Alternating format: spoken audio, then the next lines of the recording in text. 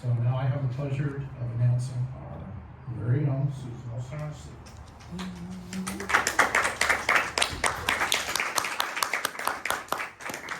Susan has been a student of spiritualism for 25 years. Her first teacher was Reverend Pete Monroe, who guided her through several phenomena she was experiencing. For several years, Susan attended classes in Institute at Harmony Grove. She finally recalls meeting her first guide during a circle in Medium's Cabin and learning to work with a pendulum in the Sunshine Cabin. Spirits next introduced Susan to Reverend Millie Landis, who shared her gifts of healing and mediumship every Thursday night during a circle in spiritual development at Fraternal Spiritualist Church in Kensington. Millie's generosity, patience, and deep devotion to spirit and mysteries to communicate with souls who have transitioned deep into Susan's own work with spirit. In 2012, Susan met Reverend Anthony Chapman by developing deep meditation, raising and lowering energy, working with balance and grounding, and traveling through levels of consciousness. Anthony was able to teach Susan trance mediumship, the most beautiful journey with spirit so far. Susan is blessed and grateful for these wise and loving mentors.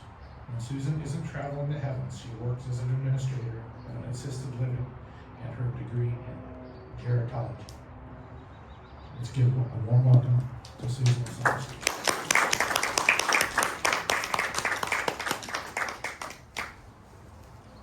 Hi, good morning. Good morning. So I don't often do this, and especially from up here, but I went to the movies last night, and I saw Project Hail Mary, and I am strongly encouraging everyone to please see that movie. It is so inspiring, and just brings humanity to a level that we're not familiar with on the news these days. So if you're looking for good humans and a good outcome, please go see Project Hail Mary. It will touch you on many, many levels. I never stop being amazed at the synchronicity that comes into my life. And this talk is no exception. I had another talk all prepared. I thought it was pretty good. And Mary Magdalene came in and said, no, you're not doing that talk. You're going to do this talk. And I never argue with Magdalene. Here we go. One of my favorite churches is Grace Cathedral in San Francisco. And this picture of Magdalene is a print of an icon that hangs over her altar. In Grace Cathedral, it's an Episcopal church. And Grace Cathedral has a lot of history with the city of San Francisco and the people there. A very liberal church. They have an altar dedicated to Magdalene, and a priest actually in 1988 made an icon of Magdalene, this particular one, when the first female bishop in the Episcopal Church was ordained. So it's about the divine feminine, but this particular picture, where she's holding the egg, represents the resurrected Christ, because it's symbolic of the empty tomb. Magdalene is often portrayed with an alabaster jar, representing the oil she used to anoint Christ in life and at his death, when she anointed him and then helped the family wrap his body. Or she's shown holding the egg, representing the resurrection. Symbolism, the empty tomb. Magdalene wants me to remind you that she was with Jesus through his whole passion, because today is Palm Sunday, but the rest of this week now is Passion Week, which leads up to Easter Sunday next Sunday. She never betrayed him, she never hides, she never denies him. And she is the one who discovers that he has risen. She's the first to the tomb, so hence that icon. So if I do this right, you will understand what mysticism is, be reminded of some of the mystics, and then tie it all together with Matthew's gospel account of Palm Sunday, or as it's called in the Bible, the triumphant entry into Jerusalem. So this is the work that Magdalene gave me to do. What is mysticism? It has many definitions. It's been and continues to be studied by brilliant spiritual scholars. The word itself comes from ancient Greek meaning I conceal. The second meaning is to introduce or give a first experience of something. Here are a few ways the definition of mysticism has evolved over the centuries. Mysticism referred to the biblical, spiritual, sacramental, and contemplative dimensions of early and medieval Christianity. Pulling apart that definition is, mysticism belonged to the priests, the monks, and the nuns. During the early modern period, the definition of mysticism grew to include a broad range of beliefs related to extraordinary experiences and states of mind.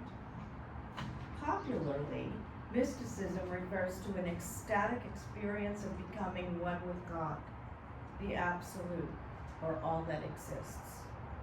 Broadly defined, mysticism is a way of personal transformation and can be found in a number of religious traditions, including Christianity.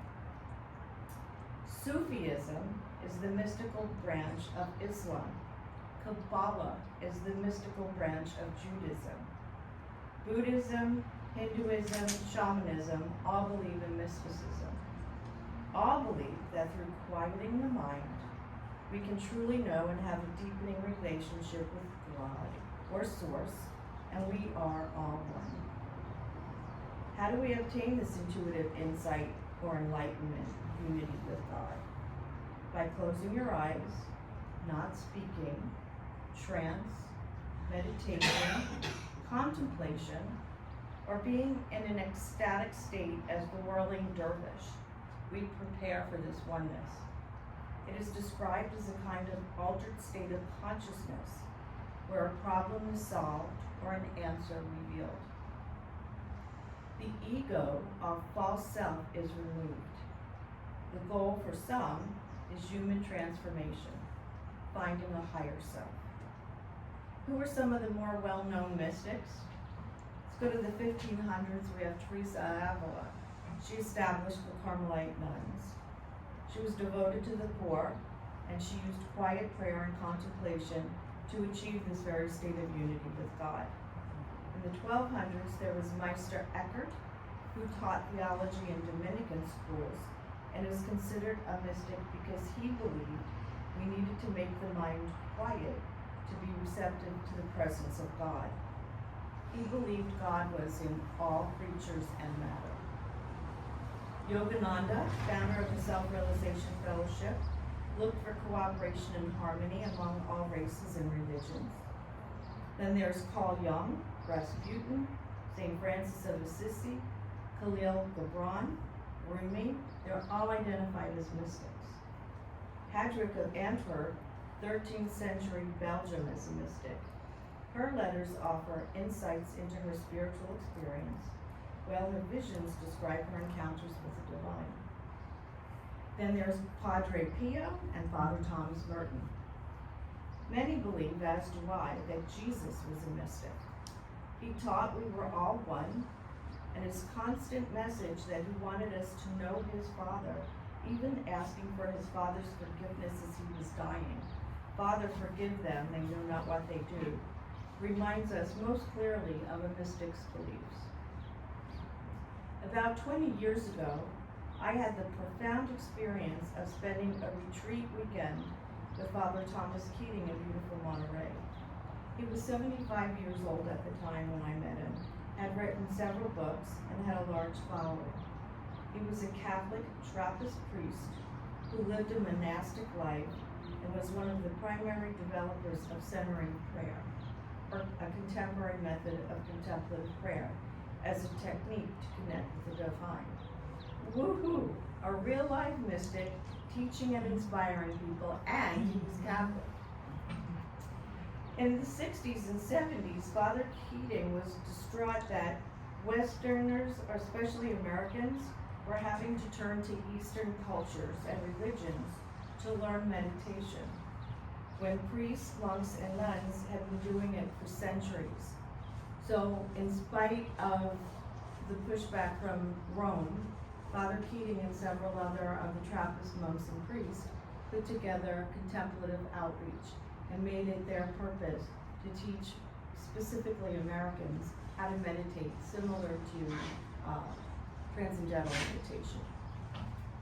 Father Keating taught that by silencing yourself, having a sacred word, and then emptying all thought, you can connect with the divine. As a thought shows up, and they will, gently let it go and focus back on your sacred word. In this state of contemplation, clergy for hundreds of years and now lay people practice the next step of contemplative prayer. It's called Lectio Divina, which means divine reading, which is a way of becoming immersed very personally in the scriptures. Father Keating describes 4 stages of Lectio Divina as compass points around a circle with spirit moving between them. The first stage is to prepare. Whatever that is for you. Outwardly, it could be something as simple as lighting a candle or burning some incense. But what you are really doing is calming your mind and inviting God in. You want to hear from God, and He will speak very personally to you through the scriptures. The second stage is the read. Someone reads the passage. As the passage is read, what jumps out at you? Wait patiently for guidance. The third stage is to meditate or reflect.